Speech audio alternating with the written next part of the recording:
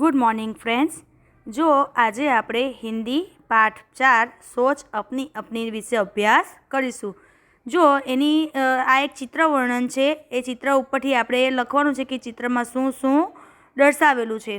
તો તે પહેલાં જો ઉપર જોઈએ इस पाठ से हमें हमारे सोचने की शक्ति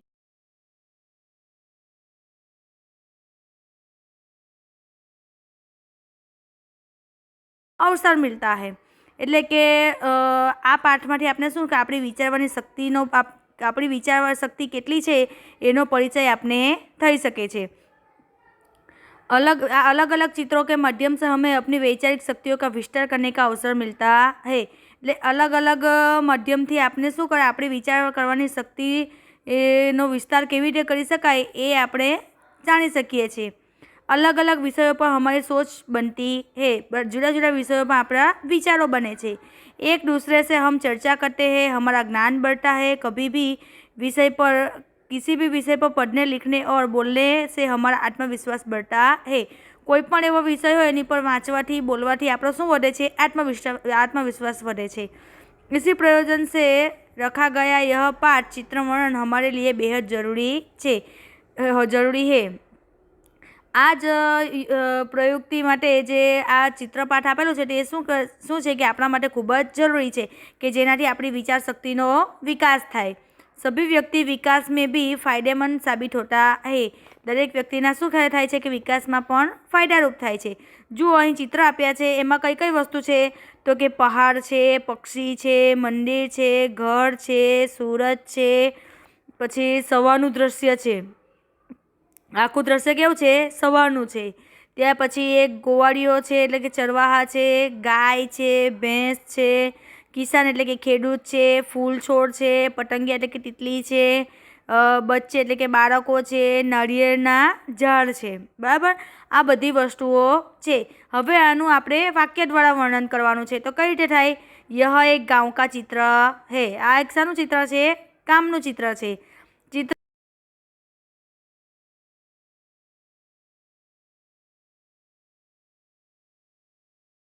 सुबह का सूरज निकलता हुआ है। सवारनो सूरज केवो छे? निकळतो होय एवुं लागे छे। कुछ पक्षी आकाश में उड़ रहे हैं। केटलाक पक्षीओ आकाश में उड़ी रह्या छे। चरवाहा अपने पशुओं को चराने निकलता है। चरवाहा शुं करे छे? अपना तेना पशुओने चरावा गोवाळियो एना पशुओने चराववा माटे निकळे छे। किसान हाथ में डंडा लिए खेती की ओर जा रहा है। किसान एटले के खेडूत। खेडूत शुं करे छे कि दंडो लईने एना खेतरनी तरफ जाय छे। गांव पहाड़ियों के बीच बसा हुआ है।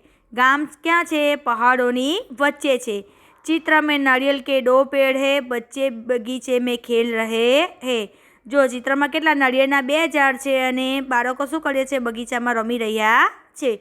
वे तितलियों को पकड़ने की कोशिश कर रहे हैं। शुं करे छे? पतंगिया ने पकड़वानी कोशिश करी रह्या छे। मेरे ख्याल से चरवाहा सोच रहा है कि ईश्वर ने प्रकृति कितनी सुंदर बनाई है। मारा ख्याल थी गोवाड़ियो शू विचारी रह्यो छे कि भगवाने आ प्रकृति केवी सुंदर बनावी छे। तो जुओ आ जे चित्र आप्युं छे एना विचार परथी आपणे आपणा विचारोमां आ रीते वाक्य लखी शकीए छीए। આવી જ રીતે કોઈ પણ ચિત્ર હોય એના પરથી આપણે વાક્ય બનાવી શકીએ છીએ। આના દ્વારા શું થાય છે? આપણી વિચારવાની શક્તિ ખીલે છે। જો એ પ્રમાણે નીચે કેટલાક ચિત્ર આપ્યા છે એના પરથી પ્રશ્ન આપ્યા છે। એ પ્રશ્નના જવાબ આપણે લખવાના છે। પહેલું છે चित्र के आधार पर प्रश्नों के उत्तर दीजिए। પહેલું શું છે? व्यापारी क्या लिए आ रहा है? व्यापारी શું લઈને આવે છે? તો કે व्यापारी टोपियों से भरी टोकरी लिए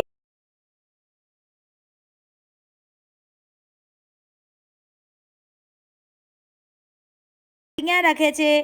तो कि व्यापारी टोकरी पेड़ के नीचे रखता है। जो अहीं झाड़नी नीचे मुकतो बतावेलो छे।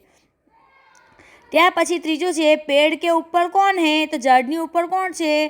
तो कि पेड़ के ऊपर बंदर है। बंदरों ने टोपियों का क्या किया? वांदराओए टोपीनुं शुं कर्युं? तो कि बंदरों ने टोपियां पहन ली। व्यापारी ने क्या किया? जो व्यापारी शू करे छे?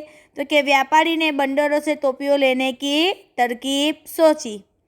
बंदरों ने टोपियों को क्यों फेंक दिया? जो वांदराओ टोपी फेंकता बतावेला छे। वांदराओ टोपी केम फेंकी रही है? तो कि बंदरों का स्वभाव है नकल करना। व्यापारी ने अपनी टोपी फेंकी, इसलिए बंदरों ने अपनी टोपियाँ फेंक दी। त्या पछी छे व्यापारी क्या कर रहा है? तो व्यापारी शू करे छे कि व्यापारी टोपियाँ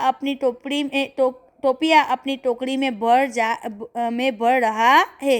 व्यापारी शू करे छे कि बधी टोपीओने शू करे छे तेनी टोकरीमां भरे छे।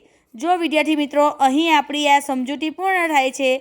हवे आपणे एना जे अगाउना क्वेश्चन आंसर, खाली जग्या, खरा खोटा जे कंई पण छे ते आपणे आना पछीना विडियोमां जोईशुं।